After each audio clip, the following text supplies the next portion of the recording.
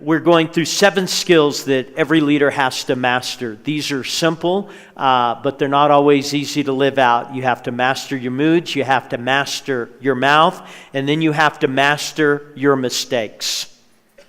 If you're going to lead, you're going to make mistakes. You're going to say some things that you wish you didn't say. You're going to do some things that you wished you didn't do.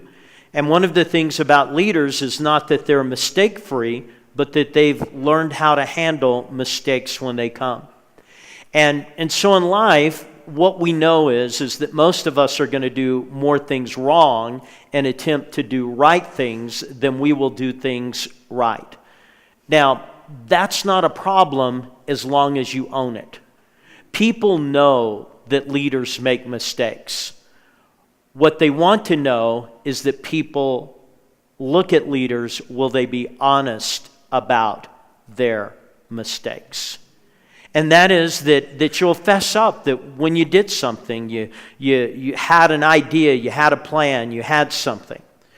A few months ago on our Saturday night service, we have a Saturday night service in addition to our Sundays. We had about 22 families that were there, and they were supposed to be introduced as new families in our church. Well, there was a lot going on that particular night with baby dedications, and then we were doing some events that were going to really set up for some lost people. And these 22 families were all going to be here, and I forgot to introduce them. So you have 22 families that are new parts of your church who have all been asked to show up at a specific service so that you could introduce them and say, hey, here's a part of our team. We need to be good with them, and we need to pray for them. And then the guy in charge, me, even though it's right here on the pulpit, forgets to do it. Well, as soon as I recognize after the service that it's done, I'm there and I'm feeling so immensely bad because I know people don't give time, and you can't get people many times to make commitments, and here 22 families did it. So by the time I was leaving church, I was calling those families. And I was calling each one of them personally and say, it's nobody's fault but mine. I knew I was supposed to do it. I got busy. I lost focus. I lost thought. But you deserve better than that. You know, the interesting thing was, after that, those people were more committed to the church because I apologized to them than if I would have introduced them. I mean, the next week they were all there and they were telling people, you know, Pastor Brooks called us and he apologized. Some of my old members are saying, well, he has a lot to apologize for. But they were just sitting there and they were just going on and on about how much it meant to them. And one of the things that really, really irks people, no one expects perfect leaders, but they do expect honest leaders. And if you just raise your hand and say, my bad, hey, I was dumb today. I did something I shouldn't have done. I did something in a way I shouldn't have done it. All of that is what people want to follow. They want to follow people that they trust, not people who are perfect. But if they can trust and see you will handle your mistakes correctly, that creates trust. And so standing up and making statements. And so in your life, you've got to master mistakes. Now, let me just sort of segue. There's a difference between being dumb and having character problems. And as a leader, you have to be good at your character. And people will accept, hey, I just blew something, I was dumb. But in leadership, your character affects everything the church is ever going to do. And because it affects everything that the church is going to do, you've got to make sure that that area of your life is always growing, that it's always a part, that it's always going to be an area of life that you don't take for granted.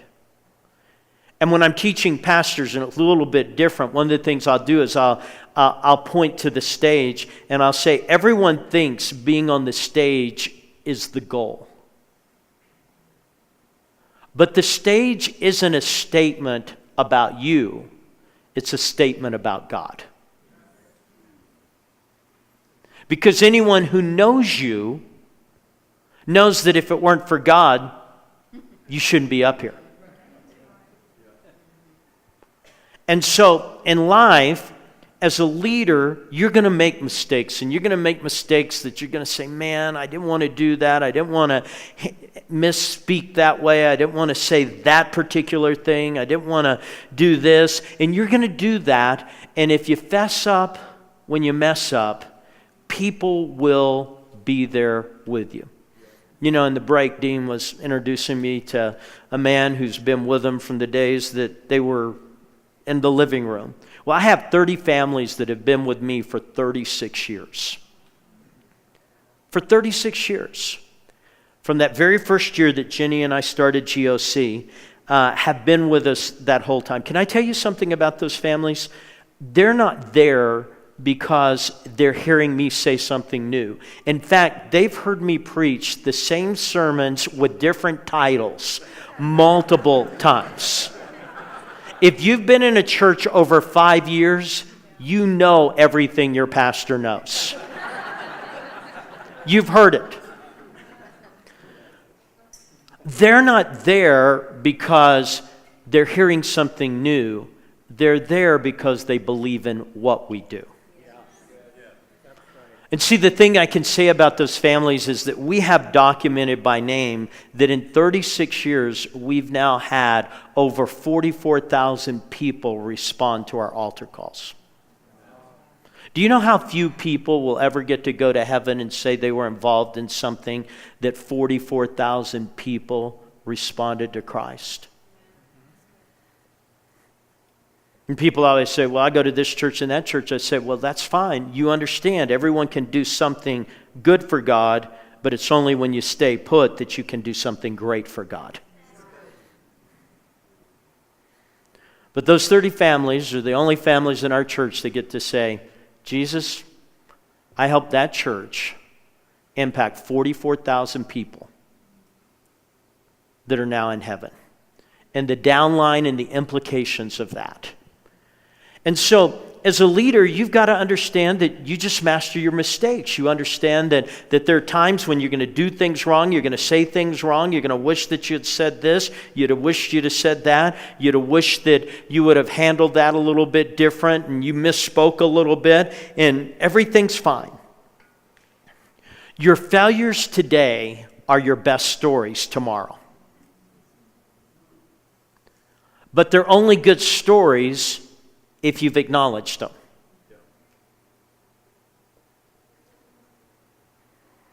That's the only time that your stories become your best stories, is if you acknowledge them.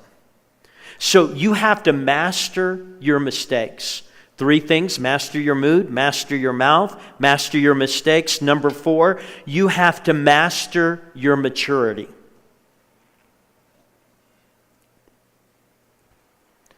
Maturity begins the day that you realize no one is responsible for your spiritual growth besides you.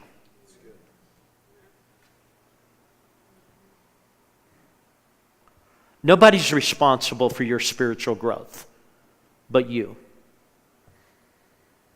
The number one reason people leave a church is they'll utter these words: I don't think they care. Second reason people leave a church is, well, it's just not growing me. And I consider that to be one of the most ignorant statements biblically anyone could make. Dean's job's not to grow you. It's to tell you what's on the menu. You get to choose whether you're going to eat or not. I have 3 wonderful kids. And there was a day when I went and got all their food. There was a day when I cut up their food. There was a day when I put their food on the spoon, on the fork, and I delivered the food to their mouth. But that day has come and gone. And now, when they come over to our house, they know where the refrigerator is. They know where the food is. They know how to go to the refrigerator. They know how to get the food. See, one of the things that you have to understand in a church is that every service isn't for you.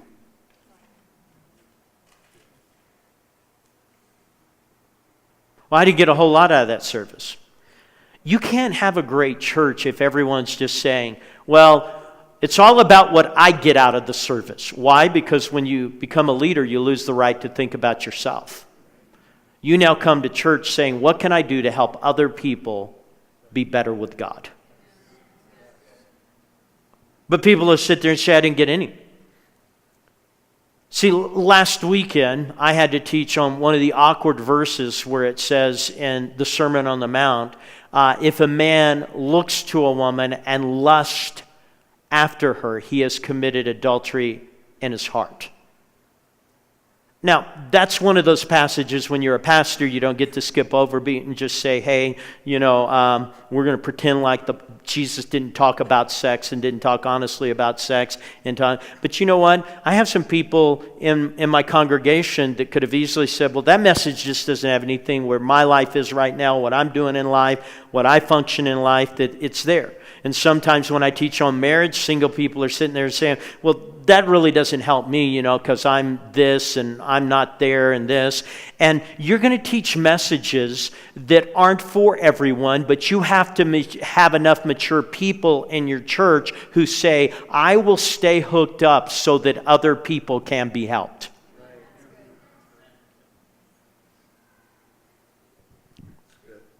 And so you've got to make a decision when you're a leader. Are you just coming to church for you to get fed?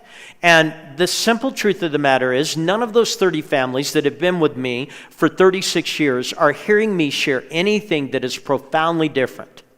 Now, I may have developed nuances of it. I may have made it deeper in some context of it. But a lot of what I'm sharing is stuff that they've heard multiple times, repeatedly. I'm not embarrassed to do that. I don't feel a need to make up something new every week just for them. The simple fact of the matter is those people come to church to help me help others.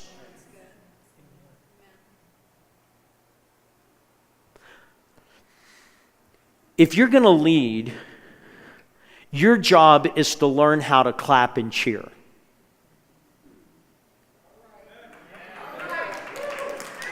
And sometimes you're going to clap and cheer. You're going to clap and cheer for things because you know they're good and you know that they're right, you know that they're biblical, but you're going to clap and cheer because you know this helps other people. And so you're going to be in an environment. I have a friend, his name's Craig Rochelle, and he pastors the largest church in America.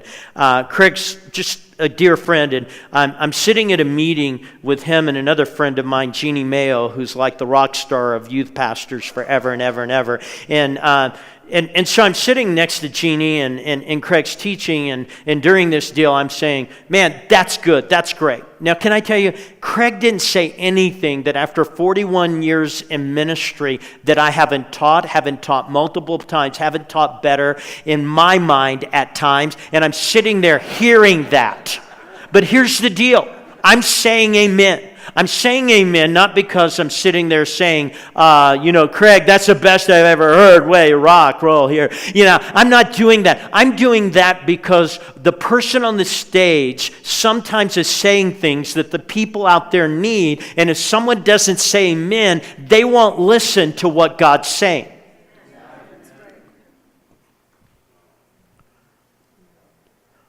But you have to master your maturity. And no one's responsible for your growth but you. You get to make a decision if you're going to grow. If you want to stay what you are, if you want to stay how you are, you can stay exactly it. But here would be the second thing. If you're going to take responsibility for your growth, what is your growth plan? Nobody and leadership grows by accident. You better have a plan. The only thing that grows accidentally are weeds. But you have to choose to grow. So when I talk to the young people on my staff, I say, what is your growth plan? They'll look at me. I said, okay, tell me what your reading plan is. What are you reading? When are you reading? How are you reading? Tell me what your thought plan is. What are the things you're trying to think through in life? What are the things you're trying to develop some depth in? Tell me your prayer plan. I'm not asking your prayer request. I'm asking, what are you praying and asking God to show you? And then I'll ask this, what is your current testimony? Because if you're growing with God, God's doing something in you. And if I were to ask Dean Hawk right now, tell me your testimony, he should be able to tell me something God's doing in him. It won't necessarily be, this is what God's doing in the church. That's separate. What is God doing in you? What is he doing that's making you better? What is he doing that's confronting you and challenging you? What is that moment of divine encounter where God's saying, I need you to grow here. I need you to be smarter here. I need you to be better here. I need you to be.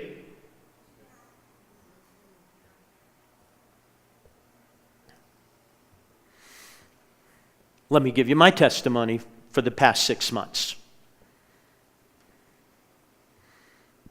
I had to learn over the last 6 months that even though I've been married for 41 years, the Bible says, 1 Corinthians chapter 13, now abides these 3 things, faith, hope, and love. 3 things, faith, hope, and love. And the greatest of these is love. But here's what I had to learn. See, being a pastor, I'm decisive. I know exactly what God's will is for me, and I know what God's will is for you. That's what leaders think they know. Are we right? Probably not. But I have someone very dear in my life right now. And you know what I had to learn?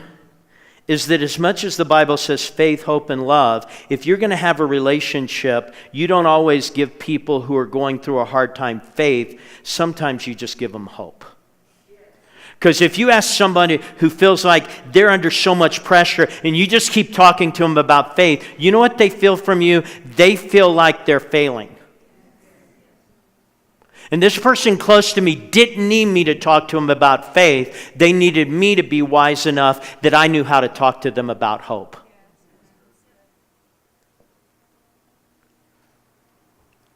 But that's a nuance of Scripture.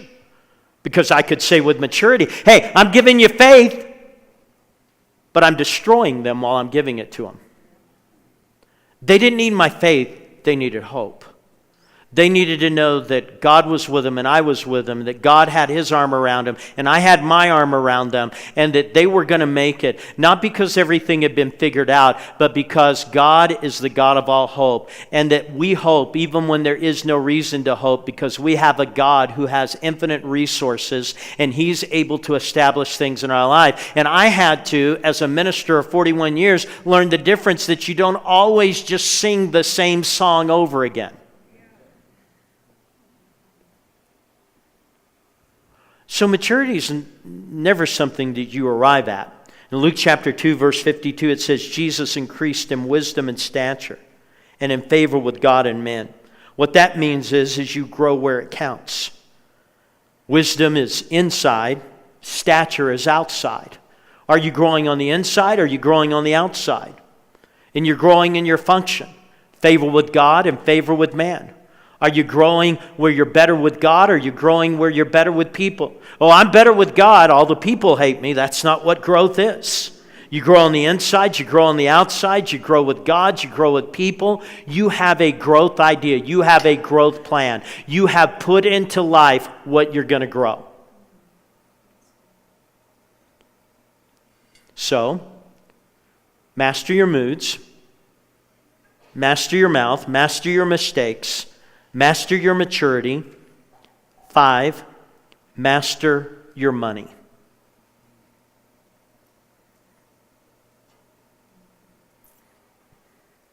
Master your money. If you're going to lead, you have to have a life that shows in the economy part, that piece of your life, that you've mastered it. So let me give you some illustrations of that. My son Cody, who travels with me, and when I'm speaking across the nation, and he knew that probably about 10 years ago I wanted a certain vehicle. Now, that vehicle was something I wanted. It wasn't going to be outlandish. It wasn't going to be one of those kind of things that would, make most guys who are into cars drool, but it was what I wanted. He also knew that I wanted to have a certain color. But I ended up getting the car, and it wasn't that color. And I remember Cody came to me, and he said, "Dad, you didn't get exactly what you want." And I looked at Cody, and I said, "Can I tell you something, sweetheart?" I said, "In life, it's really not good for a person to get exactly what they want because they start expecting it."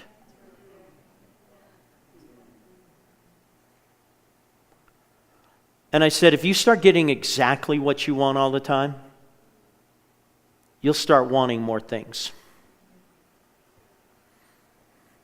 Now, Jenny and I live a pretty simple life, and thank God that I married someone who was willing to commit to ministry and know that ministry was going to be some things, and we're just pretty simple in how we do it. But here's what I know: people watch you all the time. So, I've lived in the same house that I've lived in. I have no problem. Other people have moved. No problem. Have no problem. I'm just talking about me. I'm the only illustration I have here. Can't talk about you. Probably would love talking about you. Great gossip material. But I can't talk about you because I don't know anyone else. I live in the same house that I've lived in since Cody was in first grade. Cody, how old are you now? 29? So he's graduated 3 years ago. But since he is in first grade, my house has never been up for sale. The house next to me has been up to sale. House across the street from me has been up for sale. House directly across the street from me has been up to sale. House behind me has been up for sale. If you went on Zillow and you looked on Zillow, here's the interesting thing. All those other houses have been up for sale, and you can go how many times those houses are viewed. And they've all been up for sale, and it will give. My home has been viewed twice as many times as any of those others. Why? I'm a pastor. People want to know where I live.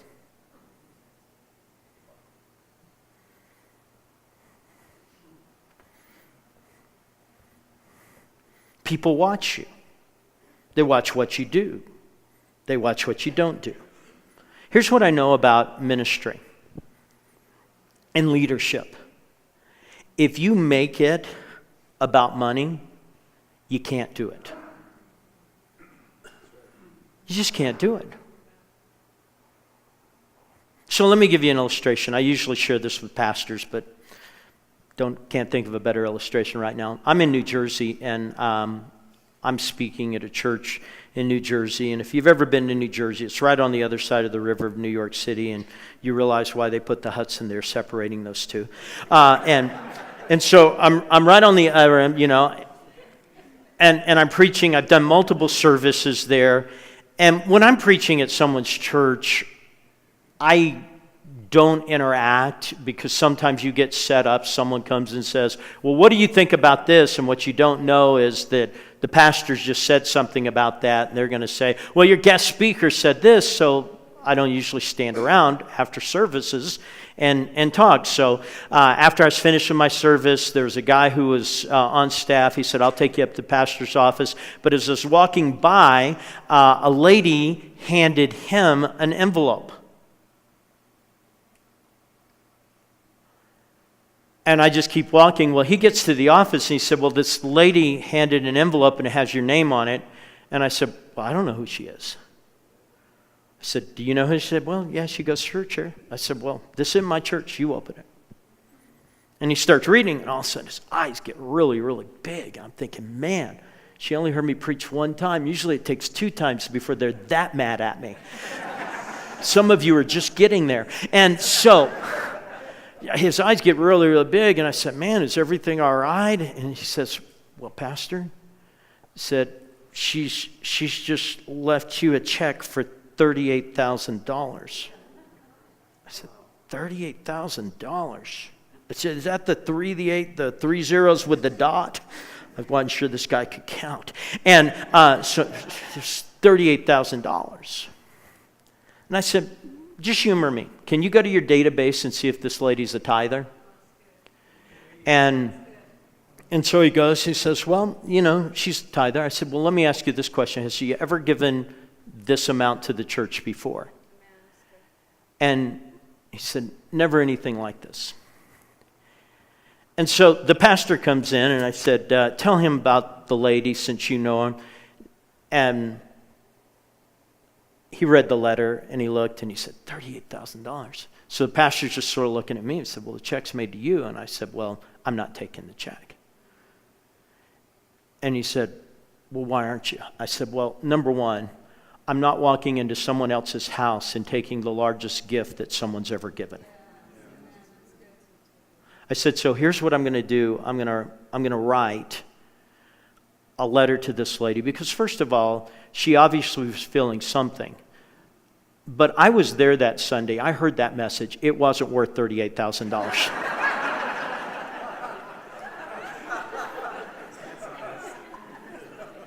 And let me also say, I've heard Dean's messages.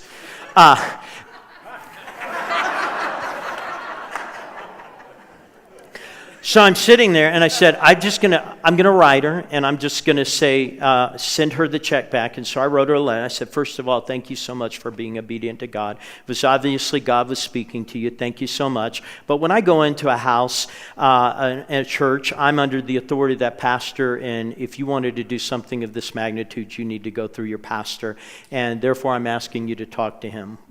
Well, lo and behold, I knew what was going to happen.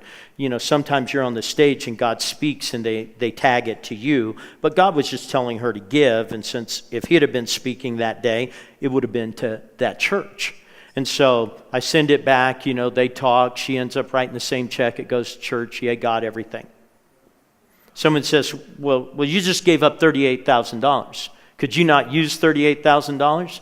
Well, let me just tell you this. I have 3 kids, but I have 4 grandkids. I thought kids were expensive. Grandkids, I mean, it's just more expensive. So yeah, $38,000, could I do something with it? But here's the deal. If you can't say no to money, money will own you. And if you can't tithe as a leader, money owns you.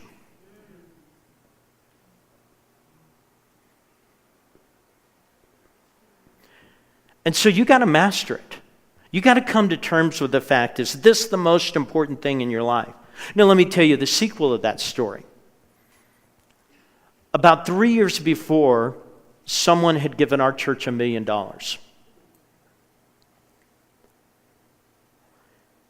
Only time it's ever happened that anyone gave us $1 million. We've had people give us checks like that, that were written in crown. But this one was the real thing. Well, when this check was given, we cashed it, we did some things and everything. Well, you take that event that just happened with that $38,000, then you turn around, and about 4 months after that, I'm sitting in my office and I get a call and it comes through, and it's the Attorney General of a certain state, and they said, we're just calling to find out, did you ever receive a check of $1 million? And I said, yep.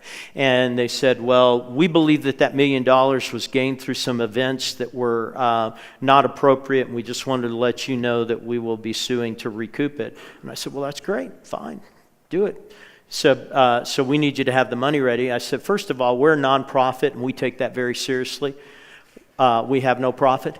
And And I said, I'll send you a list of every missionary we sent it to, every single mom we helped, every youth that we put through youth camp, all of that, and all the renovations. You're free and come get them. But I said, if you're looking for us to have $1 million, you can take. We just don't have it. At which point, I've done this long enough. I just called our attorney. I said, this has happened to everything. Hold your thought there. $38,000 million. 3 months after that, I get a call from the same AG, and he says, after thinking about this, we still feel like the money was gotten through ways, which I don't know if it had or hadn't. And as a result of that, but after considering this, we're going to go through other means. We are not coming after the church. I hang up the phone. God spoke to me. He said, if you wouldn't have handled the 38,000 with integrity, I couldn't have protected you on the $1 million.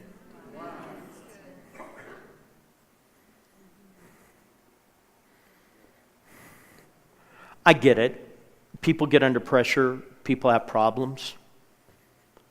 But if you're going to lead, you've got to master money.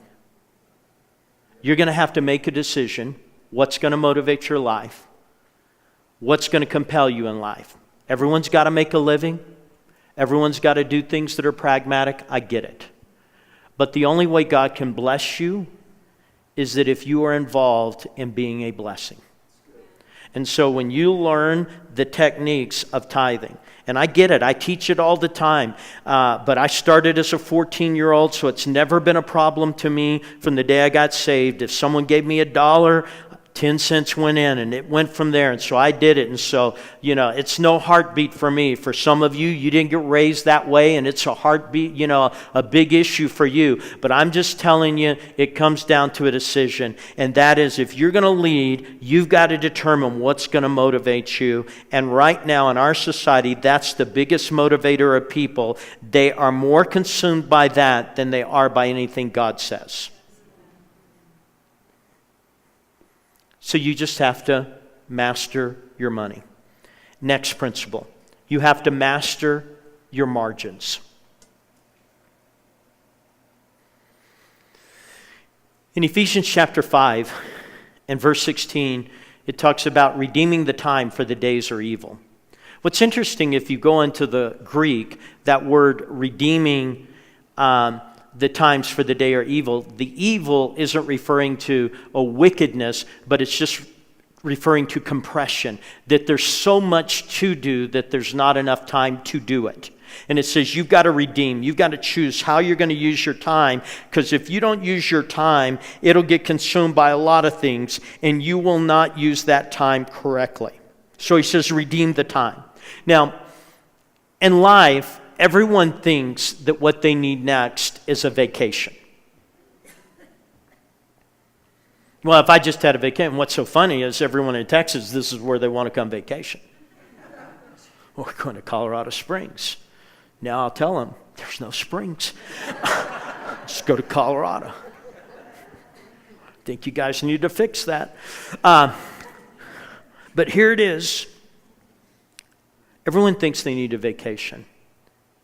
It's not how you vacation in life that determines the success of your life. It's whether you learn to live life and to create moments in the middle of life.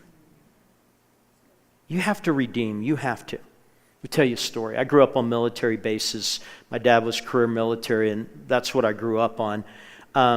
There was a man who had been an ordnance expert, which basically meant he would find bombs, mines. He would begin to disarm them. But that's a real critical job if you're going to disarm bombs and mines and everything. He's a Christian, and he was going to come speak at a church, and there was this young guy who was supposed to come and pick him up.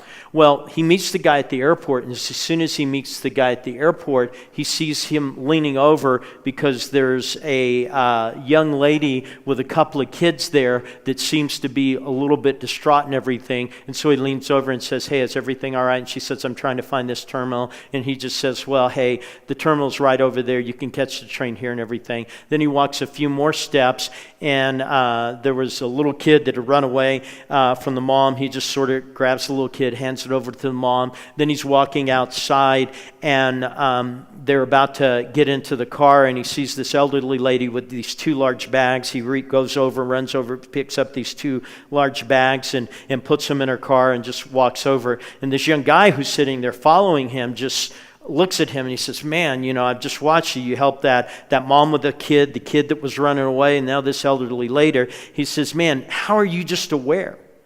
He said, the nature of my job, being an ordnance expert, is that we know that the next step can be your last. So what our phrase is you live between the steps. You make the most of life between every step that you take. Yeah. And what I found is that people don't need longer vacations. They need to learn how to find the in-between in their steps. Just the in-between. And that in-between can be that you just learn to live with God. That in-between can just be that you've learned to be appreciative of people that are dear to you in your life. You just build margin.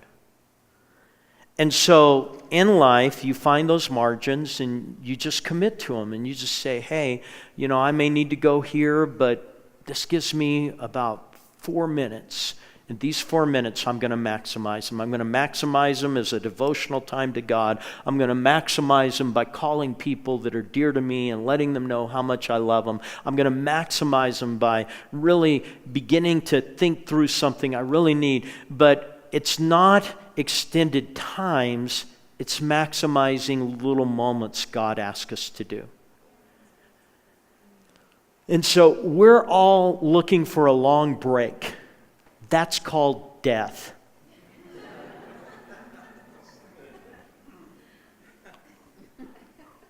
Long breaks are not what happen in life. It's little moments that happen in life all the time. And so you begin to look and you begin to find those little moments. And so you master your mouth, you master your moods, you master your mistakes, you master your maturity, you master your money, you master your margins, and then you master your mind.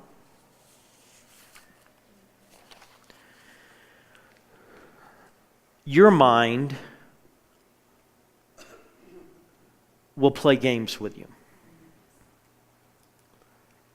And if you don't master your mind, the games it will play will disrupt you from having any kind of meaningful life.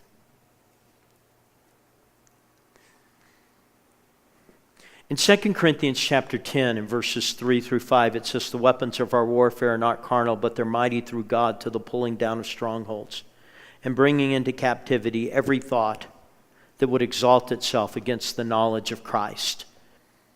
In there, it gives us a sequence. It says, the weapons of our warfare are not carnal, they're mighty through God, to the pulling down of strongholds, the casting down of imaginations, and bringing every thought. You have the sequence of 3. Thoughts, imagination, strongholds. Now, if you understand those 3 things, that's how your mind works. That word thought, if you look it up in the Greek, it comes from a word that called logismos. And logismos means, facts, knowledge. So every thought that comes has some fact to it. But how you handle that fact is going to determine whether it's going to become an imagination, and if that imagination is going to become a stronghold. So a few years ago, I was literally on a beach in San Diego, and I was playing beach volleyball, something that Dean and I, when we were both young and younger, we used to play all the time. And I was talking to this guy because this guy that I was partnered with, he owned 19 aviation centers that taught people how to fly planes. For some of you that are older, it had just been a few weeks before that JFK Jr., John F. Kennedy Jr., had literally died in a plane crash, and all the reports said that he had flown his plane straight into the ocean. And I go to this guy and I ask him the question. I said, how can you be flying a plane straight into the ocean and not know it? How can you do that? How can you not sense what's happening? And he just looked at me. He said, your mind will give you facts that are not true. He says, we've proven if we take someone who doesn't know how to fly by instrument, within about 20 seconds of getting them up in a cloud, they will veer to the right and they will go into what we call a death spiral. And in their mind, they think they're flying level the whole time. Their mind is giving them facts that aren't true. And we always assume if our mind gives us a fact that it's true. But you get to understand, because tomorrow morning, someone's going to walk into this church who's visiting for the first time. Maybe the greeter out there and the host out there are talking to somebody else. They're going to walk in, and because the greeter and host were talking to someone else, they're going to have the impression, well, they didn't talk to me. Now, that's a fact. But the fact is, it wasn't that people didn't want to talk to them. It was just that that person was already talking to someone else. And then they're going to walk in here, and maybe a couple of people who've known each other are sharing some intense moments, and in the midst of that, they sort of scoot by them to get their seat, and then those people don't talk. So they're going to walk in and they're going to say, well, the greeter didn't say anything to me. These people were talking. They didn't even acknowledge me. This isn't a friendly church. And so you're sitting there and you're getting those thoughts and they're coming in. It does happen. So, that being said, you walk into those things, well-intentioned people, busy talking to someone. They get a fact. So they walk away and they say, this church isn't friendly. Now here's the way it works. If you get a thought, you've got to determine if that fact is true. If that fact has any bearing, if that fact has any context of it being so. So here's how we do it. Most of you have been terminally ill probably 4 times this year because you had a symptom and you went to Google. I call it death by Google.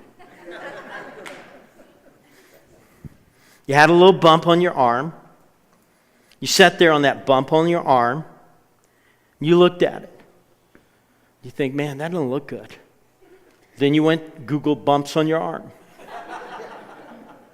And then you read about it. Well, some of these bumps on the arm, they're the beginning, and this is the most aggressive kind of cancer and everything. And the only way that they can save you is that they have to cut off your head.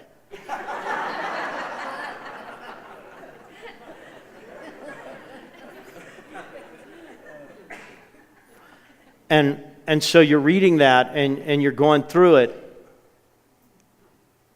And you look at that. And then you're not satisfied with what Google's saying, so you hit Google Images. And then you have more. And you're sitting there and you're looking at those kind of things. And all it started with was the fact you have a bump on your arm. But then you started thinking about that, and it became an imagination of this is something bigger than that. And then if it becomes an imagination, then eventually it becomes a stronghold. And the difference between a thought is you had an idea, an imagination is that imagination began to be something you thought about, but now it's a stronghold. Because now it's affecting everything you do. Man, my arm's just not in good shape. My arm's just not in anything. And all the time it could have been eliminated if you had just gone to a doctor and the doctor would have said, you know what, you have a hair that's ingrown there and it's just gotten infected and everything, and no, you're not dying. You're going to make it and everything, and you're going to have more of these in life, so just live with it, and so on. But here's the thing that happens in leadership. Dean says something. You don't like that he said it.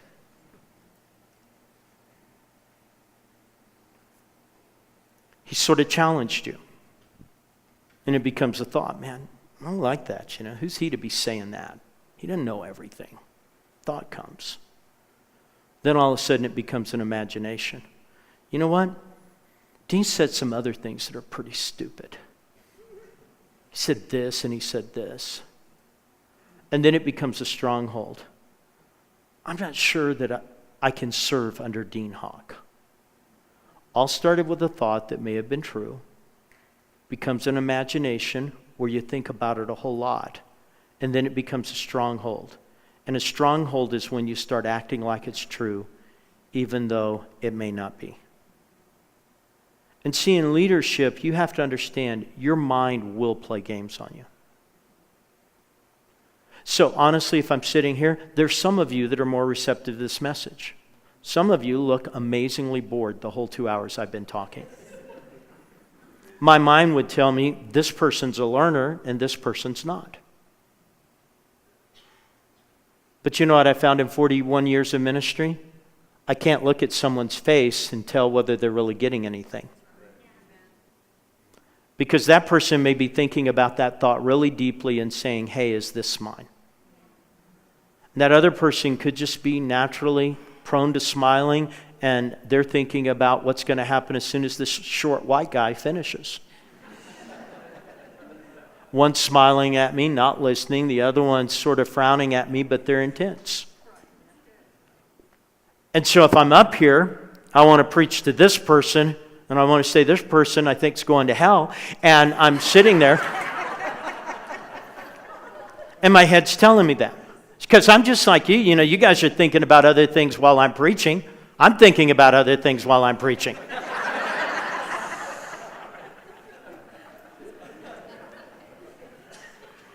So I'm just thinking about other things. I'm thinking, man, how many times do they have to do that in one message?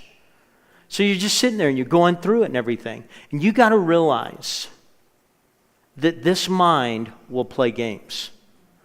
And I know more great churches that got destroyed because someone let their mind get played with. Their mind just starts playing a trick on them. And they decide it's no longer right, it's no longer good. What we've given you are not advanced, but they are the things that keep you in leadership. Can you handle these 7 skills? If you can, you'll be able to lead, and you'll be able to lead well, and you'll be able to lead for a long, long time. But these are the 7 basic things. It doesn't matter if you're working in nursery or you're working in children's, working in youth, you're up on the stage leading, singing. These are the things that make the difference. And so hopefully they'll help you. And for the person who is smiling at me the whole time, yay you. For Mount Rushmore in the service over there, I hope God was speaking.